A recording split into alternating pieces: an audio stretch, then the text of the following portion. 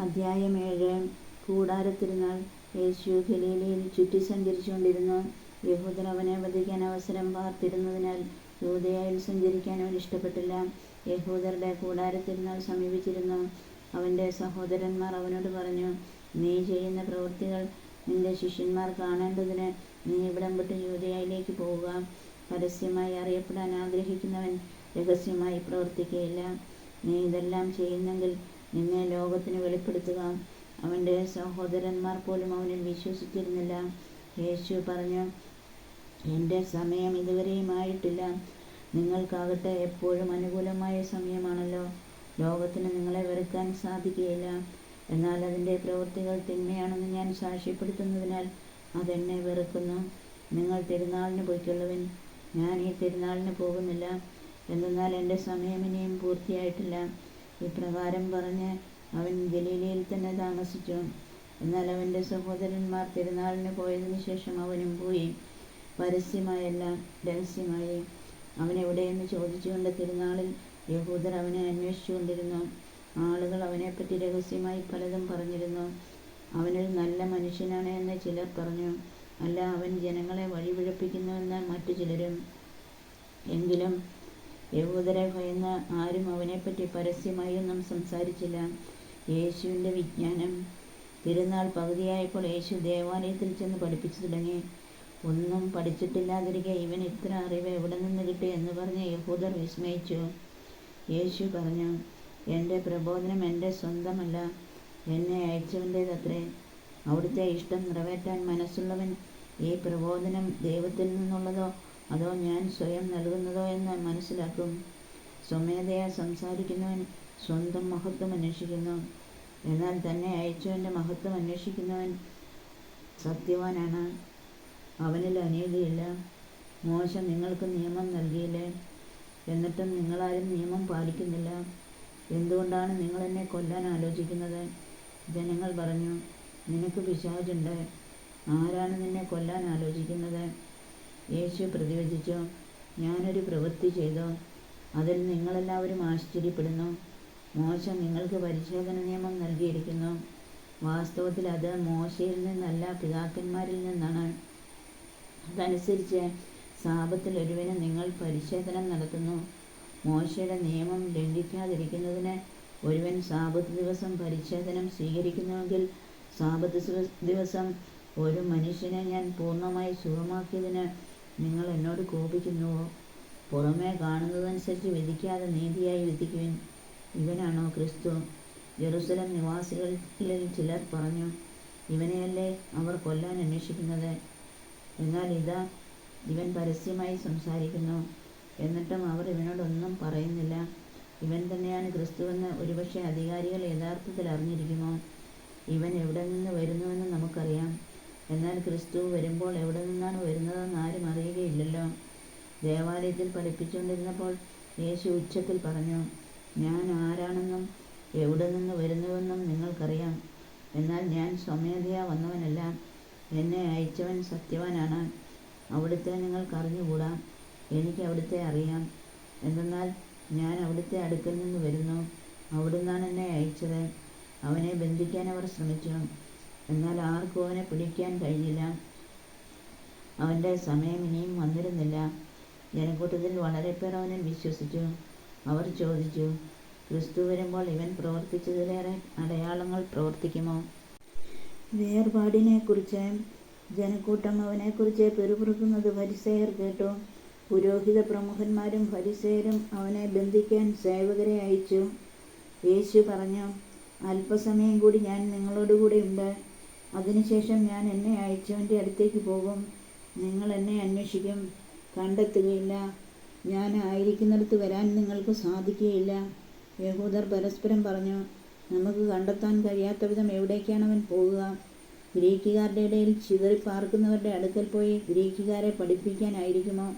നിങ്ങൾ എന്നെ അന്വേഷിക്കും, കണ്ടെത്തുകയില്ല എന്നും ഞാൻ ആയിരിക്കുന്നിടത്ത് വരാൻ നിങ്ങൾക്ക് കഴിയുകയില്ല എന്നും അവൻ പറഞ്ഞ ഈ വചനം എന്താണ്? ജീവജലത്തിൻ്റെ അരുവികൾ. തിരുനാളിൻ്റെ അവസാനത്തെ മഹാദിനത്തിൽ യേശു എഴുന്നേറ്റ് നിന്ന് ശബ്ദമുയർത്തി പറഞ്ഞു, ആർക്കെങ്കിലും ദാഹിക്കുന്നെങ്കിൽ അവൻ എൻ്റെ അടുക്കൽ വന്ന് കുടിക്കട്ടെ. എന്നിൽ വിശ്വസിക്കുന്നവൻ്റെ ഹൃദയത്തിൽ നിന്ന് വിശുദ്ധലിഖിതം പ്രസ്താവിക്കുന്നത് പോലെ ജീവജലത്തിൻ്റെ അരുവികൾ ഒഴുകും. അവൻ ഇത് പറഞ്ഞത് തന്നിൽ വിശ്വസിക്കുന്നവർ സ്വീകരിക്കാനിരിക്കുന്ന ആത്മാവിനെ പറ്റിയാണ്. അതുവരെയും ആത്മാവ് നൽകപ്പെട്ടിട്ടില്ലായിരുന്നു. എന്തെന്നാൽ യേശു അതുവരെയും മഹത്വീകരിക്കപ്പെട്ടിരുന്നില്ല. അധികാരികളുടെ അവിശ്വാസം. ഈ വാക്കുകൾ കേട്ടപ്പോൾ ഇവൻ യഥാർത്ഥത്തിൽ പ്രവാചകനാണ് എന്ന് ചിലർ പറഞ്ഞു. മറ്റു ചിലർ പറഞ്ഞു, ഇവൻ ക്രിസ്തുവാണ്. എന്നാൽ വേറെ ചിലർ ചോദിച്ചു, ക്രിസ്തു ഗലീലയിൽ നിന്നാണോ വരിക? ക്രിസ്തു ദാവീദിൻ്റെ സന്താന പരമ്പരയിൽ നിന്നാണെന്നും ദാവീദിൻ്റെ ഗ്രാമമായ ബത്ലഹേമിൽ നിന്ന് അവൻ വരുന്നുമെന്നുമല്ലേ വിശുദ്ധലിഖിതം പറയുന്നത്? അങ്ങനെ അവനെക്കുറിച്ച് ജനങ്ങൾക്കിടയിൽ ഭിന്നതയുണ്ടായി. ചിലർ അവനെ ബന്ധിക്കാൻ ആഗ്രഹിച്ചു, എന്നാൽ ആരും അവൻ്റെ മേൽ കൈവച്ചില്ല. സേവകന്മാർ തിരിച്ചു ചെന്നപ്പോൾ പുരോഹിത പ്രമുഖന്മാരും ഫരിസേയരും അവരോട് ചോദിച്ചു, എന്തുകൊണ്ടാണ് നിങ്ങളവനെ കൊണ്ടുവരാഞ്ഞത്? അവർ മറുപടി പറഞ്ഞു, അവനെപ്പോലെ ആരും ഇതുവരെ സംസാരിച്ചിട്ടില്ല. അപ്പോൾ ഫരിസേയർ അവരോട് ചോദിച്ചു, നിങ്ങളും വഞ്ചിതരായോ? അധികാരികളിലോ ഫരിസേയരിലോ ആരെങ്കിലും അവനിൽ വിശ്വസിച്ചിട്ടുണ്ടോ? നിയമം അറിഞ്ഞുകൂടാത്ത ഈ ജനക്കൂട്ടം ശപിക്കപ്പെട്ടതാണ്. മുമ്പൊരിക്കൽ യേശുവിൻ്റെ അടുക്കൽ പോയവനും അവരിൽ ഒരുവനുമായ നിക്കോദേമോസ് അപ്പോൾ അവരോട് ചോദിച്ചു, ഒരുവന് പറയാനുള്ളത് ആദ്യം കേൾക്കാതെയും അവൻ എന്താണ് ചെയ്യുന്നതെന്ന് അറിയാതെയും അവനെ വിധിക്കാൻ നമ്മുടെ നിയമം അനുവദിക്കുന്നുണ്ടോ? അവർ മറുപടി പറഞ്ഞു, നീയും ഗലീലയിൽ നിന്നാണോ? പരിശോധിച്ചു നോക്കൂ, ഒരു പ്രവാചകനും ഗലീലയിൽ നിന്ന് വരുന്നില്ല എന്ന് അപ്പോൾ മനസ്സിലാകും. ഓരോരുത്തരും സ്വന്തം വീടുകളിലേക്ക് പോയി. അധ്യായം 8. പിടിക്കപ്പെട്ട വ്യഭിചാരിണി. യേശു ഒലിവുമലയിലേക്ക് പോയി. അതിരാവിലെ അവൻ വീണ്ടും ദേവാലയത്തിലേക്ക് വന്നു. ജനങ്ങളെല്ലാം അവൻ്റെ അടുക്കലെത്തി. അവൻ ഇരുന്നവരെ പഠിപ്പിച്ചു. വ്യഭിചാരത്തിൽ പിടിക്കപ്പെട്ട ഒരു സ്ത്രീയെ നിയമജ്ഞരും ഫരിസേയരും കൂടെ അവൻ്റെ അടുക്കൽ കൊണ്ടുവന്ന് നടുവിൽ നിർത്തി. അവർ അവനോട് പറഞ്ഞു, ഗുരു, ഈ സ്ത്രീ വ്യഭിചാരത്തിൽ പിടിക്കപ്പെട്ടവളാണ്. ഇങ്ങനെയുള്ളവരെ കല്ലെറിയണമെന്നാണ് മോശ നിയമത്തിൽ കൽപ്പിച്ചിരിക്കുന്നത്. നീ എന്തു പറയുന്നു? ഇത് അവനിൽ കുറ്റം ആരോപിക്കാൻ വേണ്ടി അവനെ പരീക്ഷിച്ചുകൊണ്ട് ചോദിച്ചതാണ്. യേശുവാകട്ടെ കുനിഞ്ഞ് വിരൽ കൊണ്ട് നിലത്ത് എഴുതിക്കൊണ്ടിരുന്നു. അവർ ആവർത്തിച്ച് ചോദിച്ചുകൊണ്ടിരുന്നതിനാൽ അവൻ നിവർന്ന് അവരോട് പറഞ്ഞു, നിങ്ങളിൽ പാപമില്ലാത്തവൻ ആദ്യം അവളെ കല്ലെറിയട്ടെ. അവൻ വീണ്ടും കുനിഞ്ഞ് നിലത്ത് എഴുതിക്കൊണ്ടിരുന്നു. എന്നാൽ ഇത് കേട്ടപ്പോൾ മുതിർന്നവർ തുടങ്ങി ഓരോരുത്തരായി സ്ഥലം വിട്ടു. ഒടുവിൽ യേശുവും നടുവിൽ നിന്നിരുന്ന ആ സ്ത്രീയും മാത്രം ശേഷിച്ചു. യേശു നിവർന്ന് അവളോട് ചോദിച്ചു, സ്ത്രീയെ, അവർ ഇവിടെ? ആരും നിന്നെ വിധിച്ചില്ലേ? അവൾ പറഞ്ഞു, ഇല്ല കർത്താവേ. യേശു പറഞ്ഞു, ഞാനും നിന്നെ വിധിക്കുന്നില്ല. പൊയ്ക്കൊള്ളുക, ഇനിമേൽ പാപം ചെയ്യരുത്. യേശു ലോകത്തിൻ്റെ പ്രകാശം. യേശു വീണ്ടും അവരോട് പറഞ്ഞു, ഞാൻ ലോകത്തിൻ്റെ പ്രകാശമാണ്. എന്നെ അനുഗമിക്കുന്നവൻ ഒരിക്കലും അന്ധകാരത്തിൽ നടക്കുകയില്ല, അവന് ജീവൻ്റെ പ്രകാശം ഉണ്ടായിരിക്കും. അപ്പോൾ ഫരിസേയർ പറഞ്ഞു, നീ തന്നെ നിനക്ക് സാക്ഷ്യം നൽകുന്നു, നിന്റെ സാക്ഷ്യം സത്യമല്ല. യേശു പ്രതിവചിച്ചു, ഞാൻ തന്നെ എനിക്ക് സാക്ഷ്യം നൽകിയാലും എൻ്റെ സാക്ഷ്യം സത്യമാണ്. കാരണം ഞാൻ എവിടെ നിന്ന് വന്നുവെന്നും എവിടേക്ക് പോകുന്നുവെന്നും എനിക്കറിയാം. എന്നാൽ ഞാൻ എവിടെ നിന്ന് വരുന്നുവെന്നോ എവിടേക്ക് പോകുന്നുവെന്നോ നിങ്ങൾ അറിയുന്നില്ല. നിങ്ങളുടെ വിധി മാനുഷികമാണ്. ഞാൻ ആരെയും വിധിക്കുന്നില്ല. ഞാൻ വിധിക്കുന്നെങ്കിൽ തന്നെ എൻ്റെ വിധി സത്യമാണ്. കാരണം ഞാൻ തനിച്ചല്ല, എന്നെ അയച്ച പിതാവും എന്നോടുകൂടെ ഉണ്ട്. രണ്ടുപേരുടെ സാക്ഷ്യം സത്യമാണെന്ന് നിങ്ങളുടെ നിയമത്തിൽ തന്നെ എഴുതിയിട്ടുണ്ടല്ലോ. എന്നെക്കുറിച്ച് ഞാൻ തന്നെ സാക്ഷ്യം നൽകുന്നു. എന്നെ അയച്ച പിതാവും എന്നെക്കുറിച്ച് സാക്ഷ്യം നൽകുന്നു. അപ്പോൾ അവർ ചോദിച്ചു, നിന്റെ പിതാവ് എവിടെയാണ്? യേശു പറഞ്ഞു, നിങ്ങൾ എന്നെയാകട്ടെ എൻ്റെ പിതാവിനെയാകട്ടെ അറിയുന്നില്ല. എന്നെ അറിഞ്ഞിരുന്നെങ്കിൽ എൻ്റെ പിതാവിനെയും അറിയുമായിരുന്നു. ദേവാലയത്തിൽ ഭണ്ഡാരസ്ഥലത്ത് പഠിപ്പിച്ചുകൊണ്ടിരുന്നപ്പോഴാണ് അവൻ ഇതെല്ലാം പറഞ്ഞത്. എന്നാൽ ആരും അവനെ പിടിച്ചില്ല, കാരണം അവൻ്റെ സമയം ഇനിയും വന്നു ചേർന്നിട്ടില്ലായിരുന്നു. യഹൂദർക്ക് മുന്നറിയിപ്പ്. യേശു വീണ്ടും അവരോട് പറഞ്ഞു, ഞാൻ പോകുന്നു. നിങ്ങൾ എന്നെ അന്വേഷിക്കും, എന്നാൽ നിങ്ങളുടെ പാപത്തിൽ നിങ്ങൾ മരിക്കും. ഞാൻ പോകുന്നിടത്തേക്ക് വരാൻ നിങ്ങൾക്ക് കഴിയുകയില്ല. അപ്പോൾ യഹൂദർ പറഞ്ഞു, ഞാൻ പോകുന്നിടത്തേക്ക് വരാൻ നിങ്ങൾക്ക് കഴിയുകയില്ല എന്ന് അവൻ പറയുന്നല്ലോ. അവൻ ആത്മഹത്യ ചെയ്തേക്കുമോ? അവൻ പറഞ്ഞു, നിങ്ങൾ താഴെ നിന്നുള്ളവരാണ്, ഞാൻ മുകളിൽ നിന്നുള്ളവനും. നിങ്ങൾ ഈ ലോകത്തിൻ്റേതാണ്, ഞാൻ ഈ ലോകത്തിൻ്റേതല്ല. നിങ്ങൾ നിങ്ങളുടെ പാപങ്ങളിൽ മരിക്കുമെന്ന് ഞാൻ നിങ്ങളോട് പറഞ്ഞു. എന്തെന്നാൽ ഞാൻ തന്നെ എന്ന് വിശ്വസിക്കുന്നില്ലെങ്കിൽ നിങ്ങൾ നിങ്ങളുടെ പാപങ്ങളിൽ മരിക്കും. അപ്പോൾ അവർ ചോദിച്ചു, നീ ആരാണ്? യേശു പറഞ്ഞു, ആരംഭം മുതലേ ഞാൻ നിങ്ങളോട് പറഞ്ഞിരുന്നത് തന്നെ. എനിക്ക് നിങ്ങളെക്കുറിച്ച് പലതും പറയാനും വിധിക്കാനുമുണ്ട്. എന്നെ അയച്ചവൻ സത്യവാനാണ്. അവിടുത്തെ അധരത്തിൽ നിന്ന് കേട്ടത് ഞാൻ ലോകത്തോട് പറയുന്നു. പിതാവിനെക്കുറിച്ചാണ് അവൻ തങ്ങളോട് സംസാരിച്ചതെന്ന് അവർ മനസ്സിലാക്കിയില്ല.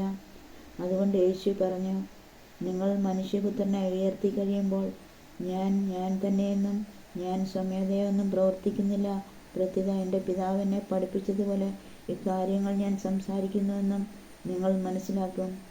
എന്നെ അയച്ചവൻ എന്നോട് കൂടെ ഉണ്ട്. അവിടുന്ന് എന്നെ തനിയെ വിട്ടിരിക്കുകയില്ല. കാരണം ഞാൻ എപ്പോഴും അവിടുത്തേക്ക് ഇഷ്ടമുള്ളത് പ്രവർത്തിക്കുന്നു. ഇത് പറഞ്ഞപ്പോൾ വളരെ പേർ അവനിൽ വിശ്വസിച്ചു. സത്യം നിങ്ങളെ സ്വതന്ത്രരാക്കും. തന്നിൽ വിശ്വസിച്ച യഹൂദരോട് യേശു പറഞ്ഞു, എൻ്റെ വചനത്തിൽ നിലനിൽക്കുമെങ്കിൽ നിങ്ങൾ യഥാർത്ഥത്തിൽ എൻ്റെ ശിഷ്യരാണ്. നിങ്ങൾ സത്യം അറിയുകയും സത്യം നിങ്ങളെ സ്വതന്ത്രരാക്കുകയും ചെയ്യും. അവർ അവനോട് പറഞ്ഞു, ഞങ്ങൾ അബ്രാഹത്തിൻ്റെ സന്തതികളാണ്. ഞങ്ങൾ ഒരിക്കലും ആരുടെയും അടിമകളായിരുന്നിട്ടില്ല. പിന്നെ എങ്ങനെയാണ് നിങ്ങൾ സ്വതന്ത്രരാക്കപ്പെടുമെന്ന് നീ പറയുന്നത്? യേശു പ്രതിവചിച്ചു, സത്യം സത്യമായി ഞാൻ നിങ്ങളോട് പറയുന്നു, പാപം ചെയ്യുന്നവൻ പാപത്തിൻ്റെ അടിമയാണ്. അടിമ എക്കാലവും ഭവനത്തിൽ വസിക്കുന്നില്ല, പുത്രനാകട്ടെ എക്കാലവും വസിക്കുന്നു. അതുകൊണ്ട് പുത്രൻ നിങ്ങളെ സ്വതന്ത്രരാക്കിയാൽ നിങ്ങൾ യഥാർത്ഥത്തിൽ സ്വതന്ത്രരാകും. നിങ്ങൾ അബ്രാഹത്തിൻ്റെ സന്തതികളാണെന്ന് എനിക്കറിയാം. എന്നിട്ടും നിങ്ങൾ എന്നെ കൊല്ലാൻ ആലോചിക്കുന്നു. കാരണം എൻ്റെ വചനം നിങ്ങളിൽ വസിക്കുന്നില്ല. എൻ്റെ പിതാവിൻ്റെ സന്നിധിയിൽ കണ്ടവയെപ്പറ്റി ഞാൻ സംസാരിക്കുന്നു. നിങ്ങളുടെ പിതാവിൽ നിന്ന് കേട്ടത് നിങ്ങൾ പ്രവർത്തിക്കുന്നു. പിശാച് നിങ്ങളുടെ പിതാവ്. അവർ പറഞ്ഞു, അബ്രാഹമാണ് ഞങ്ങളുടെ പിതാവ്. യേശു അവരോട് പറഞ്ഞു, നിങ്ങൾ അബ്രാഹത്തിൻ്റെ മക്കളാണെങ്കിൽ അബ്രാഹത്തിൻ്റെ പ്രവൃത്തികൾ ചെയ്യുമായിരുന്നു. എന്നാൽ ദൈവത്തിൽ നിന്ന് കേട്ട സത്യം നിങ്ങളോട് പറഞ്ഞ് എന്നെ കൊല്ലാൻ നിങ്ങൾ ആലോചിക്കുന്നു. അബ്രാഹം ഇങ്ങനെ ചെയ്തിട്ടില്ല. നിങ്ങൾ നിങ്ങളുടെ പിതാവിൻ്റെ പ്രവൃത്തികൾ ചെയ്യുന്നു. അപ്പോൾ അവർ പറഞ്ഞു, ഞങ്ങൾ ജാരസന്തതികളല്ല, ഞങ്ങൾക്ക് പിതാവ് ഒന്നേയുള്ളൂ, ദൈവം. യേശു അവരോട് പറഞ്ഞു, ദൈവമാണ് നിങ്ങളുടെ പിതാവെങ്കിൽ നിങ്ങൾ എന്നെ സ്നേഹിക്കുമായിരുന്നു. കാരണം ഞാൻ ദൈവത്തിൽ നിന്നാണ് വന്നിരിക്കുന്നത്. ഞാൻ സ്വമേധയാ വന്നതല്ല, അവിടുന്ന് എന്നെ അയച്ചതാണ്. ഞാൻ പറയുന്നത് എന്തുകൊണ്ട് നിങ്ങൾ ഗ്രഹിക്കുന്നില്ല? എൻ്റെ വചനം ശ്രവിക്കാൻ നിങ്ങൾക്ക് കഴിവില്ലാത്തത് കൊണ്ട് തന്നെ. നിങ്ങൾ നിങ്ങളുടെ പിതാവായ പിശാചിൽ നിന്നുള്ളവരാണ്. നിങ്ങളുടെ പിതാവിൻ്റെ ഇഷ്ടമനുസരിച്ച് പ്രവർത്തിക്കാൻ നിങ്ങൾ ആഗ്രഹിക്കുന്നു. അവനാകട്ടെ ആദ്യം മുതൽ കൊലപാതകിയാണ്. അവനൊരിക്കലും സത്യത്തിൽ നിലനിന്നിട്ടില്ല. എന്തെന്നാൽ അവനിൽ സത്യമില്ല. കള്ളം പറയുമ്പോൾ സ്വന്തം സ്വഭാവമനുസരിച്ച് തന്നെയാണ് അവൻ സംസാരിക്കുന്നത്. കാരണം അവൻ നുണയനും നുണയുടെ പിതാവുമാണ്. ഞാൻ സത്യം പറയുന്നത് കൊണ്ട് നിങ്ങളെന്നെ വിശ്വസിക്കുന്നില്ല. നിങ്ങളിൽ ആർക്ക് എന്നിൽ പാപം തെളിയിക്കാൻ കഴിയും? ഞാൻ സത്യമാണ് പറയുന്നതെങ്കിൽ എന്തുകൊണ്ട് നിങ്ങളെന്നെ വിശ്വസിക്കുന്നില്ല? ദൈവത്തിൽ നിന്നുള്ളവൻ ദൈവത്തിൻ്റെ വാക്ക് ശ്രവിക്കുന്നു. നിങ്ങൾ ദൈവത്തിൽ നിന്നുള്ളവരല്ല, അതുകൊണ്ട് നിങ്ങൾ അവ ശ്രവിക്കുന്നില്ല. അബ്രാഹത്തിന് മുമ്പ് ഞാനുണ്ട്. യഹൂദർ പറഞ്ഞു, നീ ഒരു സമരിയാക്കാരനാണെന്നും നിന്നിൽ പിശാചുണ്ടെന്നും ഞങ്ങൾ പറയുന്നത് ശരിയല്ലേ? യേശു പറഞ്ഞു, എനിക്ക് പിശാചില്ല. ഞാൻ എൻ്റെ പിതാവിനെ ബഹുമാനിക്കുന്നു. നിങ്ങളാകട്ടെ എന്നെ അപമാനിക്കുന്നു.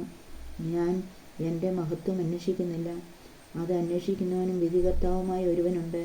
സത്യം സത്യമായി ഞാൻ നിങ്ങളോട് പറയുന്നു, ആരെങ്കിലും എൻ്റെ വചനം പാലിച്ചാൽ അവൻ ഒരിക്കലും മരിക്കുകയില്ല. യഹൂദർ പറഞ്ഞു, നിനക്ക് പിശാചുണ്ടെന്ന് ഇപ്പോൾ ഞങ്ങൾക്ക് വ്യക്തമായിരിക്കുന്നു. അബ്രാഹം മരിച്ചു, പ്രവാചകന്മാരും മരിച്ചു, എന്നിട്ടും എൻ്റെ വചനം പാലിക്കുന്ന ഒരുവനും ഒരിക്കലും മരിക്കുകയില്ല എന്ന് നീ പറയുന്നു.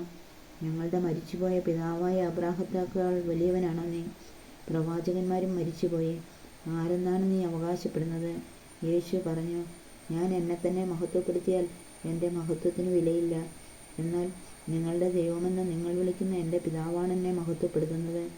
എന്നാൽ നിങ്ങൾ അവിടുത്തെ അറിഞ്ഞിട്ടില്ല, ഞാനോ അവിടുത്തെ അറിയുന്നു. ഞാൻ അവിടുത്തെ അറിയുന്നില്ല എന്ന് പറയുന്നെങ്കിൽ ഞാനും നിങ്ങളെപ്പോലെ നുണയനാകും. എന്നാൽ ഞാൻ അവിടുത്തെ അറിയുകയും അവിടുത്തെ വചനം പാലിക്കുകയും ചെയ്യുന്നു. എൻ്റെ ദിവസം കാണാമെന്ന പ്രതീക്ഷയിൽ നിങ്ങളുടെ പിതാവായ അബ്രാഹാം ആനന്ദിച്ചു. അവൻ അത് കാണുകയും സന്തോഷിക്കുകയും ചെയ്തു.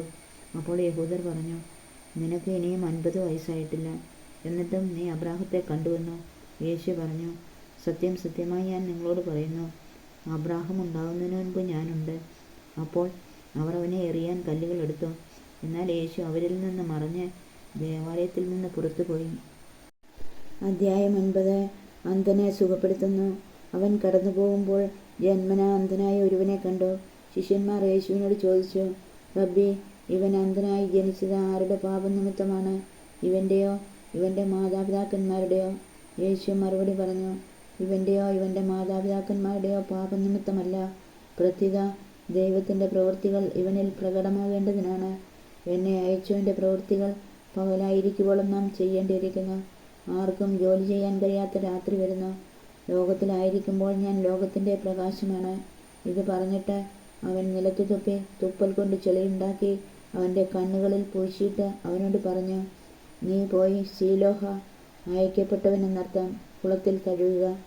അവൻ പോയി കഴുകി കാഴ്ചയുള്ളവനായി തിരിച്ചു വന്നു. അയൽക്കാരും അവനെ മുൻപ് യാചകനായി കണ്ടിട്ടുള്ളവരും പറഞ്ഞു, ഇവൻ തന്നെയല്ലേ അവിടെ ഇരുന്ന് ഭിക്ഷ യാചിച്ചിരുന്നവൻ?